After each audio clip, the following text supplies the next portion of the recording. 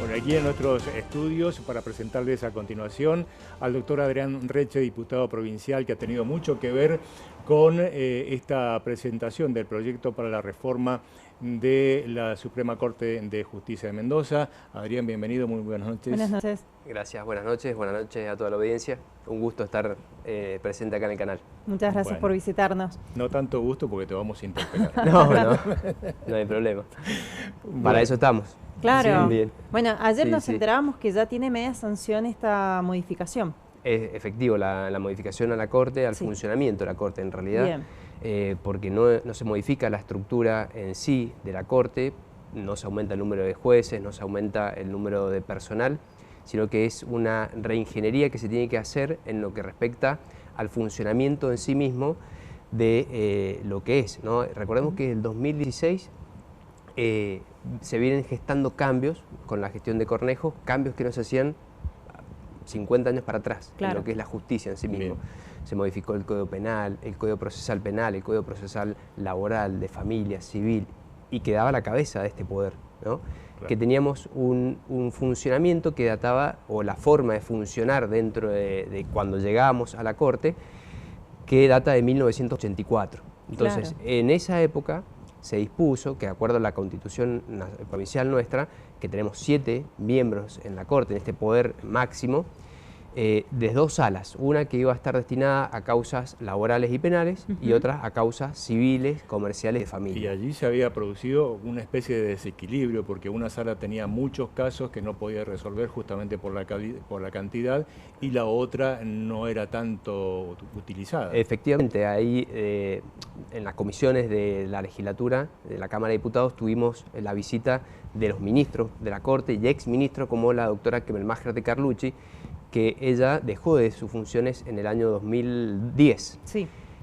Y desde esa época ella ya advertía que había una desigualdad en las cargas de trabajo, donde por esa competencia originaria, que significa que vamos pasando, el ciudadano común hoy entramos a la justicia con una sucesión, con un accidente, con un despido, con una cuestión sindical, con un proceso de familia, y si no tenemos sentencias que nos satisfagan, uno va subiendo de nivel en la justicia hasta llegar a la Corte. Cuando entrabas en la Corte había una desproporción y a su vez tenés causas que son de origen, que únicamente es de competencia de la Corte, como las contenciosas administrativas, y que van por sorteo, 15 días una, 15 días a la otra sala. Y de acuerdo al criterio, lógicamente existía ese forum shopping que tanto escuchamos en estos días, que era elegir, yo me voy a esta sala porque sé cuál es el criterio. Espero el turno que me convenga a mí.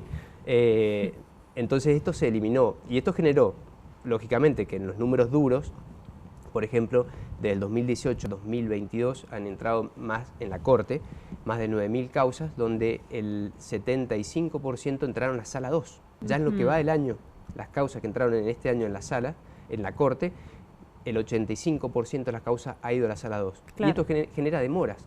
Imagínense que cuando entramos a un proceso laboral, que estos que hemos modificado en este tiempo, el proceso del Código Procesal Laboral, hoy un trabajador quizás en 1 año y medio ya tiene el fin del juicio, una indemnización por ART, tiene resuelto cualquiera sea el conflicto, cualquiera fuera la sentencia para uno u otro lado, pero tiene el... Claro, que es lo que se busca también, la inmediatez de un problema. Que es la inmediatez, que el juez tiene que estar presente y resolverlo en tiempo y forma, si no, no es justicia. Tal cual. Pero cuando íbamos a la Corte, hay procesos que están eternizados, que demoran más de 2 años. Entonces, demora más de lo que tramita la primera instancia. ¿Cuántas veces se dijo que la justicia, si es lenta, no es justicia? No es justicia. Hay un caso que resulta muy ejemplificador, que es el caso de los funcionarios de la Corte que están equiparados como magistrados. Esos que cobraban más que el gobernador incluso hoy, con sueldos muy suculentos, que el gobernador Rodolfo Suárez dispuso efectuar la modificación de la ley para que tengan un sueldo acorde, ¿no? No como magistrado. Ellos metieron un amparo y estuvo con autos para resolver casi 2 años, que salió este amparo hace unos meses atrás, y esa demora la terminó pagando el ciudadano, la terminamos pagando todos, porque el sueldo de esa gente se mantiene incólume. Entonces, la demora que te genera es un perjuicio no solamente de los administrados, sino de todos los ciudadanos. Lo que se busca es esto, lo que ya empezamos a buscar ese mejor funcionamiento, esa mejor transparencia.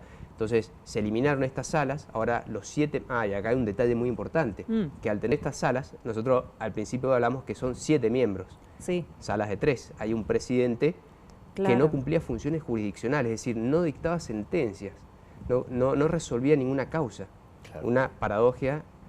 Entonces hoy se elimina todas estas salas, hay un colegio de jueces como ya hoy funciona en las primeras y segundas instancias y se sortean de esos 7 miembros.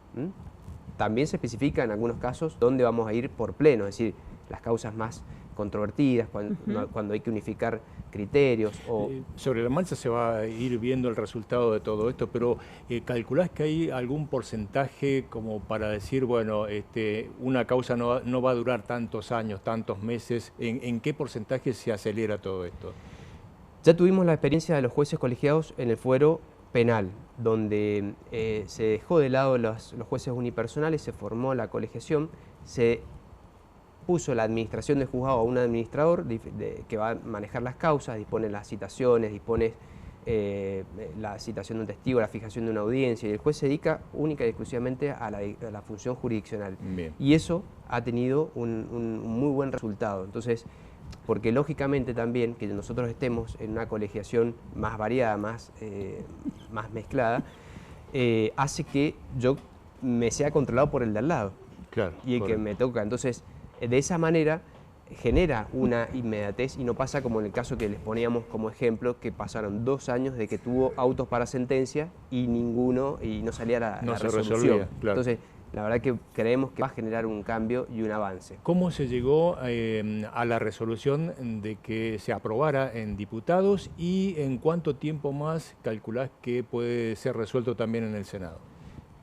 Bueno, ahí pasamos varias semanas con la discusión en comisión, con muchas posturas a favor y muchas posturas en contra. Se hablaba de que los plenos eran malos porque había una mayoría automática, se hablaba de que era malo dejar la especialización de esas salas, que en la práctica y en los hechos no existe. Ya si querés lo repasamos por qué no existe. Y después esta discusión de la misma legislatura, con la intervención de los magistrados, ellos mismos fueron los 7 miembros de la Corte quienes dieron los retoques y presentaron las modificaciones que necesitaban para funcionar. Eso hizo que se acercaran las posiciones. Eso hizo que nos acercáramos todas las posiciones y la verdad que si el poder de envase, porque la verdad que no cambia el espíritu del proyecto original del gobernador, sino que fueron retoques que se pusieron de acuerdo y eso, lógicamente, también uno como legislador e interpreta que si las personas que van a ejecutar ese proceso realmente se ponen de acuerdo en el funcionamiento, también nosotros como fuerza, y advirtiendo este defecto, esta falla, esta demora, esta forma inequitativa de la distribución del trabajo, era lógico que teníamos que avanzar. Y eso hizo que destrabara esta situación y avanzamos con la votación que tuvimos en el día de ayer, donde casi todas las fuerzas, incluso las opositoras, acompañaron este proyecto. Fantástico. Bueno, y en el Senado, ¿cuándo más o menos estaría...?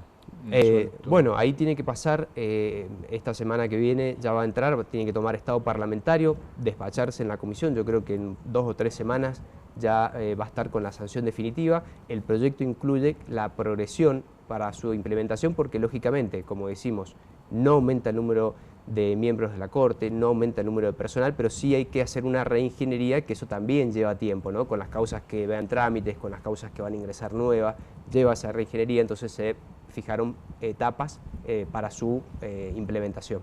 Muy bien, bueno, Muy diputado, bien. muchísimas gracias por su visita aquí, explicando esta modificación y bueno, expectantes a que esto realmente se apruebe para que nos facilite, ¿no? Y llevando claridad para el público, para que entienda Claro. bien de qué se trata, de qué se trató y qué es lo que viene por delante. Muchas gracias. No, Adrián. gracias a ustedes, está bueno poner bien en claro cómo son estas modificaciones, que lo que se busca siempre, o que se ha venido buscando, es mejorar el servicio público de justicia, que es un servicio más que atiende a los problemas del vecino, ¿no? De, como decíamos, una demanda laboral, un problema de cuota alimentaria, una sucesión, un accidente de tránsito, y lo que se busca es que ese servicio sea prestado en tiempo y forma sin que haya matices de nada raro. No hay nada raro en esto, sino que lo que se busca es la mejor prestación del servicio. No se busca aumentar ni el número de miembros, ni generar la impunidad de ningún funcionario, que eso es lo más importante y que es en beneficio de la gente. Excelente. Bueno, hasta cualquier momento. No, Adrián, gracias por invitarme y saludos a toda la audiencia.